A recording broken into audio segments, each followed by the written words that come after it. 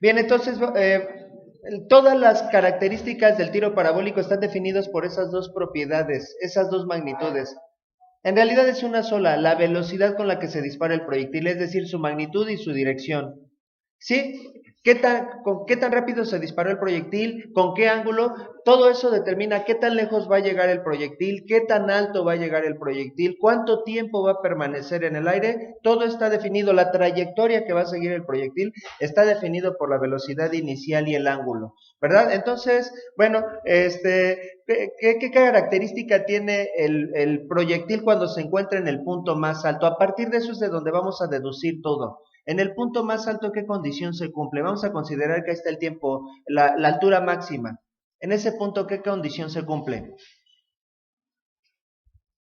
¿Qué condición se cumple en el punto más alto?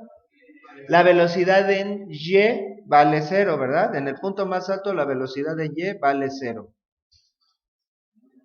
Entonces, lo que haríamos sería igualar la velocidad en y igual a cero. Si igualamos la velocidad en y a cero, ¿y a qué es igual la velocidad en y? Velocidad inicial en y más gravedad por tiempo. Y si de ahí despejamos el tiempo, encontraríamos qué tiempo en particular. Si despejamos de lo que me queda el tiempo en el que el proyectil llegó al punto más alto, porque solo en ese tiempo la velocidad es igual a cero. Entonces, bueno, pues ya para que podamos sustituir los datos que teníamos originalmente, ya no le voy a llamar velocidad inicial en y, sino vamos a poner cómo se calcula. Sería velocidad inicial por el seno de teta más gravedad por tiempo es igual a cero. Si de aquí despejamos, vamos a llegar a una fórmula que le vamos a llamar tiempo de ascenso. El tiempo de ascenso sería igual a velocidad inicial, bueno, esa velocidad inicial por el seno de teta pasa restando, entonces me quedaría, o pasa negativa, menos velocidad inicial por el seno de teta, y la gravedad que está multiplicando pasa dividiendo. ¿Sí? Entonces ya directamente con esa expresión podemos calcular el tiempo en el que el proyectil llega al punto más alto. Sobre gravedad, muchas gracias. Entonces vamos a encerrarlo allá en un rectángulo. Esta es nuestra primera fórmula. ¿Qué haríamos a continuación para calcular el tiempo de más bien?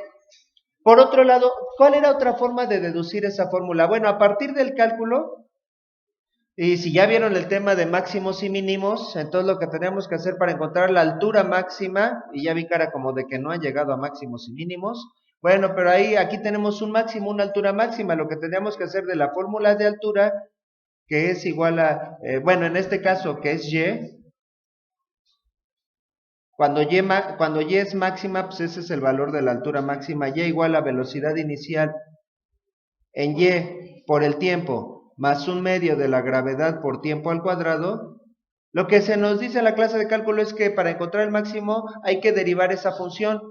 ¿Cuál es mi variable? El tiempo. Mi única variable es el tiempo. Si derivo con respecto al tiempo, ¿cuál es la derivada? ¿Cómo se expresa la derivada de y? Y'. Entonces me quedaría la expresión bi, y, más el 2 pasa multiplicando al 1 medio, y entonces me quedaría la unidad por gravedad y por tiempo a la 2 menos 1, que es exactamente la misma expresión, y el tema de máximos y mínimos me dice que luego tengo que igualar esto a 0. En realidad estamos llegando a lo mismo, mediante otro razonamiento, máximos y mínimos, ¿verdad? Bueno, esto es un poquito ajeno para los que no han visto el tema de máximos y mínimos, no me hagan mucho caso, ¿verdad? Pero también se puede atajar por ese lado.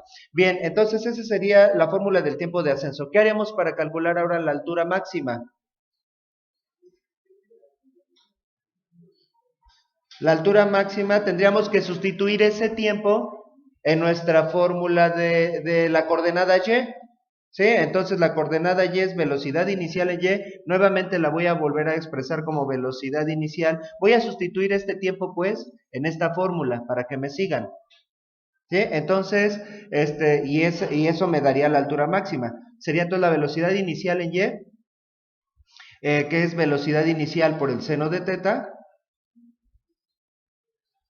por el tiempo. ¿Cuál tiempo? El tiempo en el que llega al punto más alto, por menos velocidad inicial por el seno de teta entre gravedad, más un medio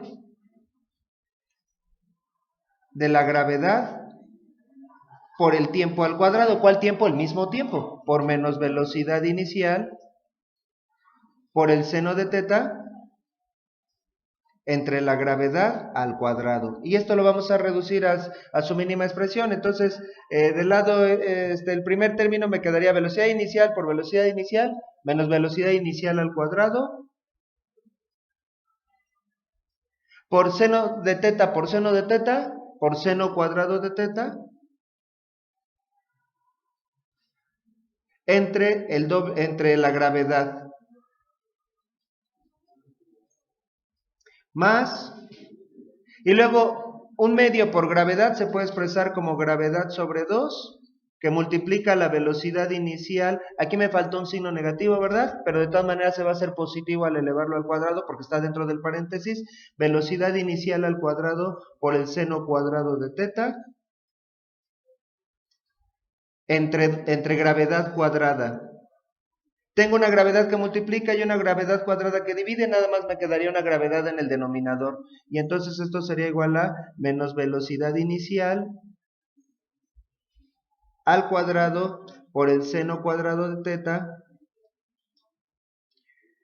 más, bueno, sobre gravedad más velocidad inicial al cuadrado por el seno cuadrado de teta sobre el doble de la gravedad. Ahora vamos a sumar esos dos términos. ¿Cuál es el mínimo común múltiplo?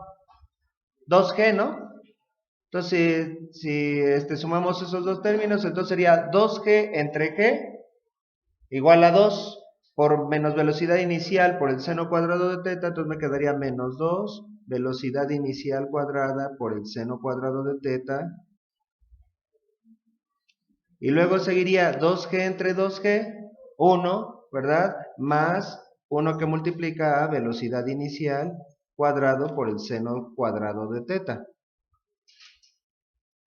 Y finalmente, de menos 2 velocidad inicial por el seno cuadrado de teta más una velocidad inicial por el seno cuadrado de teta me queda menos 1. No sé si están de acuerdo. Es como un menos 2x más x. Me quedaría menos x el resultado, ¿verdad? Y finalmente ya como fórmula, la altura máxima, esto que acabo de hacer es solo una deducción. Bueno, ahorita la vuelvo a poner como fórmula. Sería igual a menos velocidad inicial.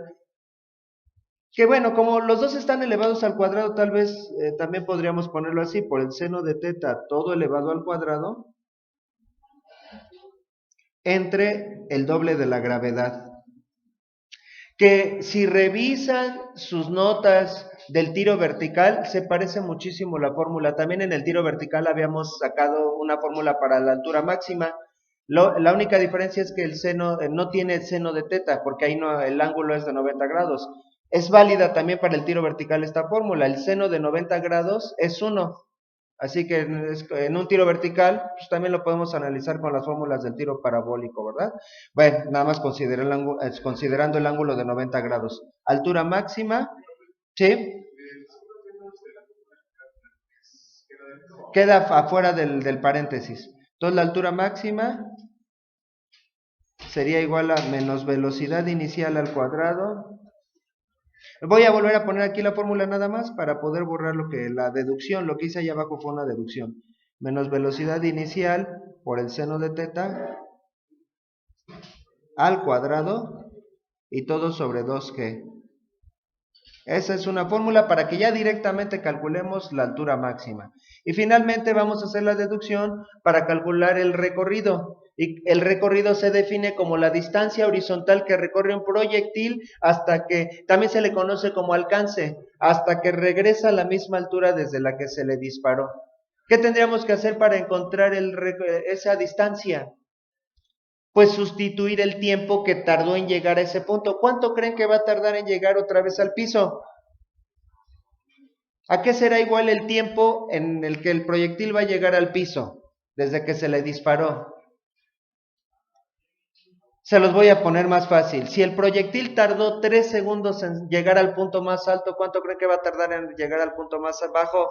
Otros 3 segundos y en total serían 6 segundos. Entonces tendría que sustituir el doble del tiempo en el que llega al punto más alto en la fórmula de X. Esa deducción va a estar más sencilla, ¿sí? Entonces, para calcular R, vamos a sustituir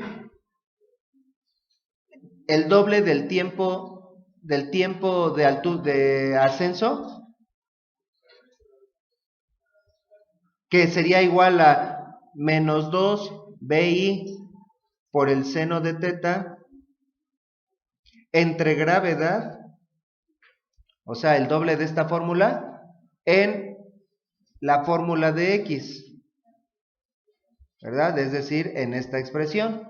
Y entonces, ¿qué me quedaría? X, que corresponde al recorrido o al alcance, sería igual a velocidad inicial en X. Para que quede una fórmula en la que pueda sustituir mis valores iniciales, ya no voy a utilizar el valor de B y X, sino cómo se calcula B y X, que sería velocidad inicial por el coseno de teta, ¿sí? Más, no es cierto, por el tiempo del recorrido, que el tiempo del recorrido es igual al doble del tiempo de ascenso, por menos 2 BI por el seno de teta entre la gravedad. No se pierdan, muchachos, lo único que estoy haciendo es una deducción de una fórmula.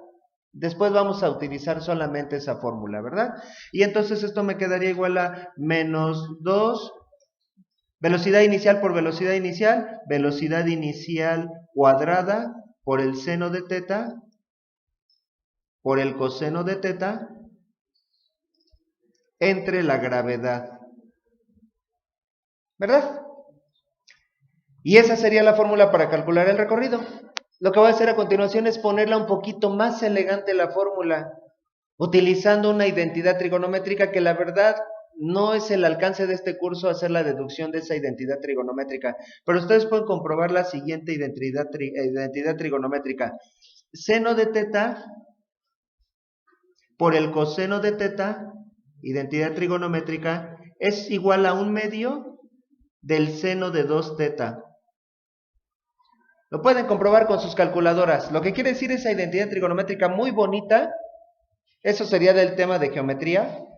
Ahí habría que preguntar al maestro de matemáticas de dónde se deduce esa fórmula. Lo que quiere decir esta bonita identidad trigonométrica, por ejemplo, es que el seno de 40 grados por el coseno de 40 grados es igual a 0.5 por el seno de ¿qué ángulo? De 80 grados. Es igual a la mitad del seno del doble. Vamos a comprobarlo. Seno de 40 por coseno de 40 da 0.4924. Acuérdense, 0.4924. Ahora, seno de 80 entre 2. Seno de 80 entre 2. 0.4924. ¿Verdad? Entonces da el mismo resultado.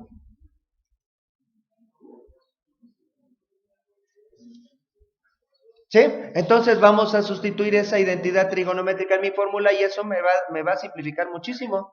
Entonces, sustituyendo esa identidad trigonométrica me quedaría menos 2 que multiplica la velocidad inicial al cuadrado por 1/2 por el seno de 2 teta. Y qué padre, ya no tengo dos funciones trigonométricas, ya nada más una. Y además de todo, el 2 con el 1/2 se convierten en la unidad. Y entonces mi fórmula para calcular el recorrido sería igual a menos velocidad inicial al cuadrado por el seno de 2 teta entre la gravedad. Y esas son mis fórmulas especiales. Perdón por la tortura de la deducción de estas fórmulas. Ahora ya nos vamos a limitar solamente a utilizarlas en ejercicios, ¿verdad? Y vamos a comprobarla con el ejercicio anterior. Bueno, estas son las fórmulas especiales. Vamos a quitar esto, que ya no es parte de las fórmulas especiales. Esto nada más es una deducción. Estas son fórmulas generales para todos los tiempos y esas son para cálculos especiales.